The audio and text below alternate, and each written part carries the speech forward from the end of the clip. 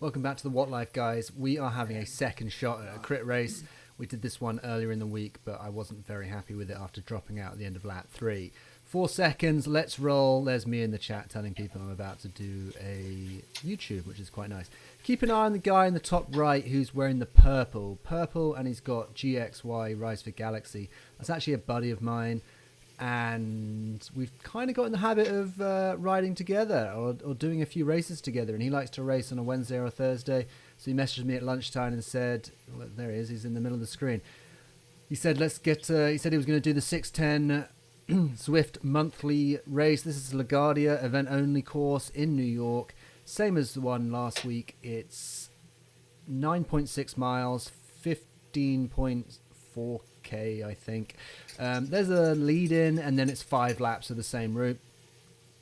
I think I think it's 69 people in this ride. And it's a funny one. Like, I absolutely love this one. You can see there's a bit of sauce on it to start, like nothing too special. 250, 350 watts, and the group kind of heads out. Now, the reason I want to say that I really enjoyed this one is because there was a lot of chat in the group, and that's what excites me. That's what I like. I like it when people throw the banter around. I like it when people just chat stuff, and it just makes it more of a fun environment. There's obviously a time and a place for a hard and fast route. These races that are just under 10 miles, you know, that is, I think this one was 21 minutes.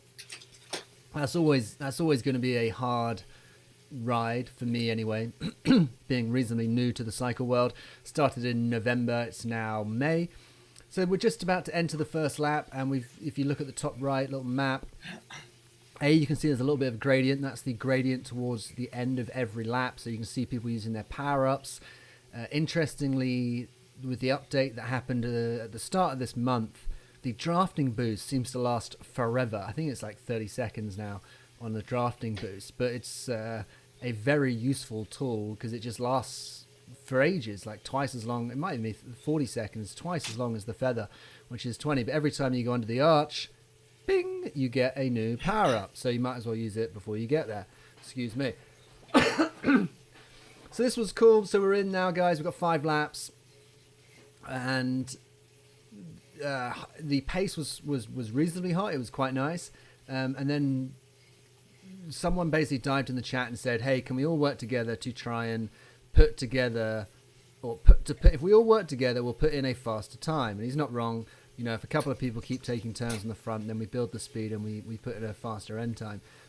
And then I just said, I dived in and was just like, we can just all smash it up and see what happens at the end.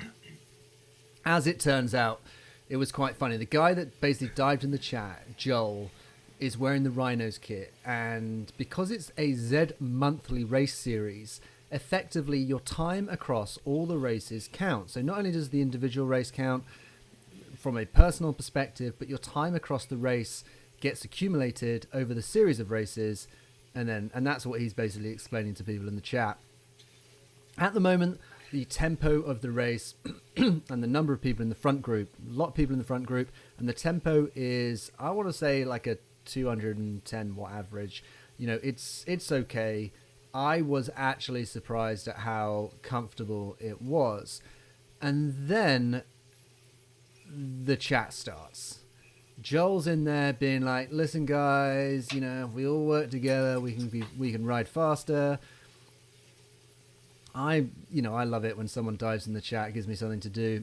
Although you will notice on the last 2 laps, I have no capacity to go near the keyboard or write anything on Zwift Companion because I was absolutely smoked. But the first 2 laps I actually found quite easy. Like the wattage wasn't too bad, which was quite refreshing. I know that when I did this race on Monday, I lasted 3 laps because we were holding 300 watts off the line, and that was it. You're either 300 watts and you're in the group or you're not. Or it was like 260, 280 for me. But it definitely hurt a lot more. Whereas this race, it took like a lap and a half where we're in the chat, throwing it around, trying to figure out what's going on before the dynamic changes. And Joel's in there just saying, listen, if we work together, we can ride a bit harder and we'll end up with better average times. And I'm just there being like, yeah, but I love a good race smash up. Let's just ride it as a race, and what will be, and the dice will fall as they may. But I think basically Joel managed to look. Our wattage is 100. Well, my wattage is 160. I might be moving backwards, but that was obviously. I think I must have dropped back a little bit to try and change my position. I hate being on the inside. I don't know what it is. I don't like being on the inside on this ride. I cannot sit on the left. It's not for me. So you can see that we've got quite a big group. I want to say like 45, at least 45 people. 70 people signed up to the event, so there's almost half the course off the bat is riding in the front peloton, and that's a lot for a crit race. So the chat kicks off, and then we're getting to, as you can see on the very top of the screen, the little blue fill-in line at the bottom. You can see that we're coming to the end of the first lap. Everyone dives in, hits their power-ups. I hit my feather. Yeah, that feather must and then I kind of step on a pedal a little bit and put some watts down. And this is the interesting part of the course. Like every time, we've now got 5 loops of this. This is the first one, so we've got 4 more of it. And this is the dynamic is you come up that little roller 5% and then down the little roller on the other side 5%. And there's always that chance that someone can kind of lead off and stretch the group out. You look on the map, top right, you can see the group stretched out. And like when you stretch the group out, things can happen. Groups can split, right? And that's the thing. You want to make sure you're on the right side of that. So that's why I kind of kept towards the front of the group on that first hill, just to kind of see and make sure I didn't get caught on the wrong side of a split and had to work across.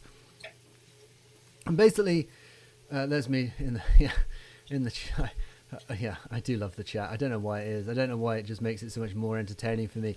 The problem is if you dive into a Zwift race, and categorically, I'm telling you right now, you can G people up into doing stuff or just by getting in the chat. If you want people to ride harder, just get in the chat. Tell people to ride harder. It riles people up, and people will do it. So if you want to sit at the back, because no one knows what you're wearing and who you are, you want the race to go off quickly, just sit at the back and just get in the chat and be like, hey guys, should we ride quicker? Who wants to take a pull? And it works, because that's what was happening. We're now up at 300 watts, and we're holding it like 317, 300, 290. You can see that the speed and dynamic of the race just changes. 1 second, sorry, excuse me. And it was interesting. Look, now we're up at 300 watts again. So Joe has goaded the whole group that are kind of staying up into basically kicking it through a gear, and then he dives in and goes, here I go. He puts 1 pull in. I think he puts like 1 pull in the whole thing.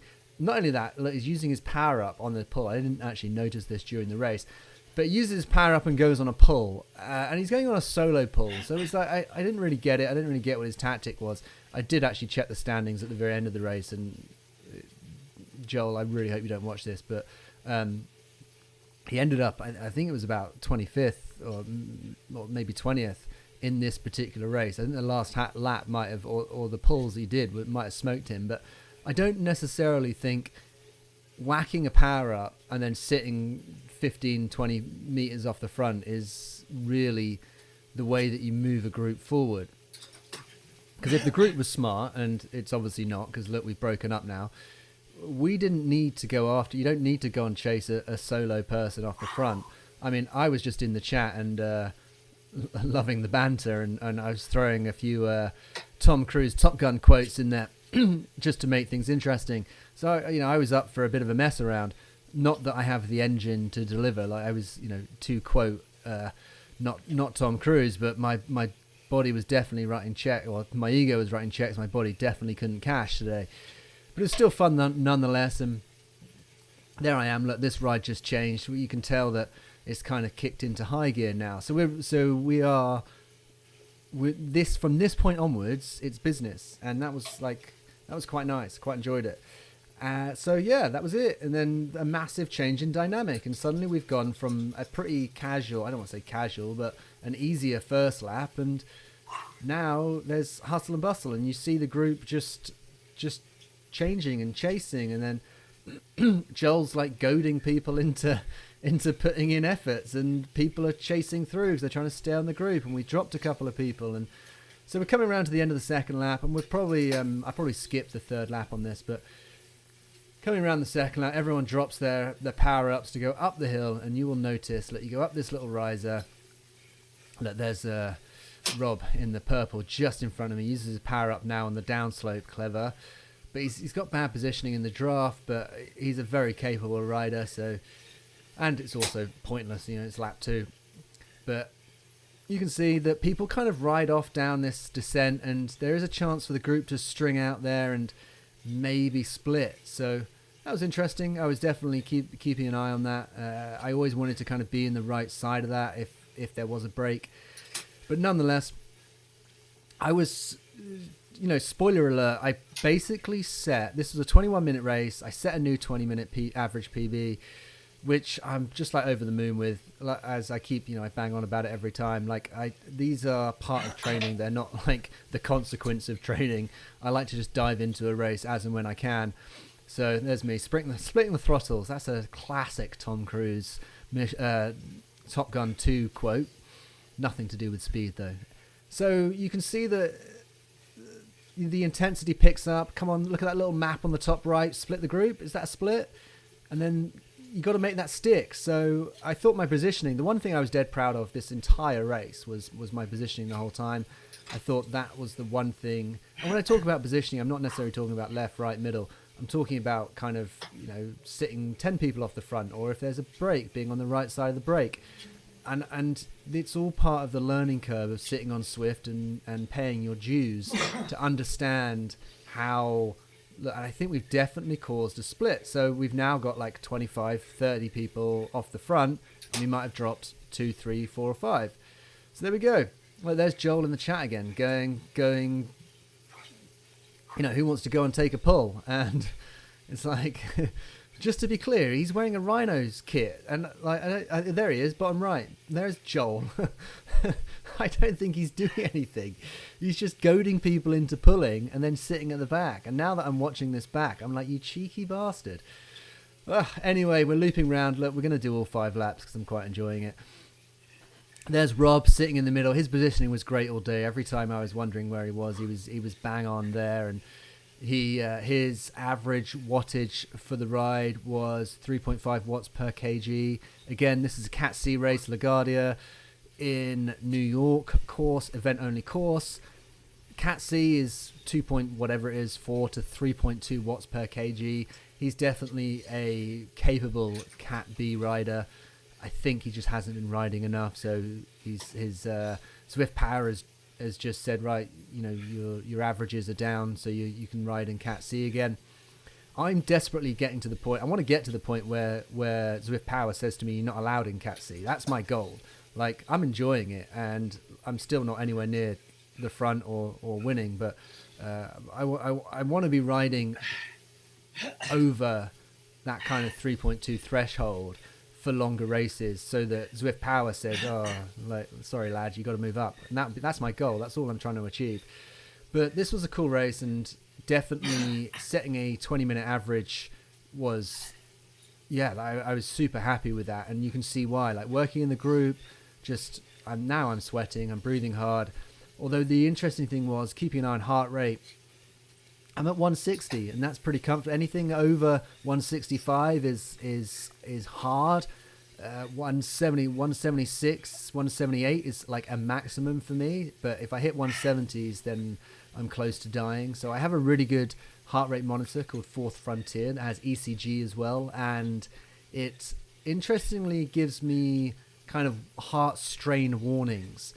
And this is something I suggest to anyone that is, I don't know what the category is, but like 35, 40 plus age, riding with a heart rate monitor that gives you heart stress warnings is really interesting, and it's something you want to look up. There is a mention in the bio in the bio on this for the product, and ultimately it just basically it will buzz if it feels like my strain on my heart is too much. I'm not sure how it works out. It's got an ECG function to it, so it can also not only see obviously your heart rate, but I'm hoping it takes in a lot more than that. Anyway, I was getting a few heart strain buzzes. That was my point during this race towards the end of it. So I'll have to look into that and kind of see what that actually means. But I am alive and kicking, and I am reviewing the race now, so I'm still alive. So heart rate hitting 162, which, these races, the reason I do them is because it just massively improves fitness, makes me feel great, although right now I'm probably looking like I do not feel great, and I will admit I wasn't. Oh, someone's diving in for a pull. Joe said he's going to go for a pull. Oh, look, there's Joel. Joel's off the front there. So yes, he is doing the yard work. Man, the man is okay. Like, apologies, Joel. He's up there. He's up there. Oh God, please don't watch this, Joel. I will be in trouble. But it was funny. I did love it. I did love the banter. I love the chat, and it was great to see someone. And it's something I've done before. If you want a race to go off fast and you want people to put in the work, like there he goes, dropping back, then get in the chat and tell people to work. I mean, do it in a nice way or a funny way, but because I saw someone kind of in another race kind of complaining, I was like, well, that's not really what it's about. But if you're funny about it and you're like, hey guys, who wants to pull and stuff like that, then it does have a function. And he's obviously he's on a Tron bike, so he's put his yards in. I don't know what level A rider he is, but kudos to you, Joel, sorry. But the group, so we're heading into the end of the fourth lap.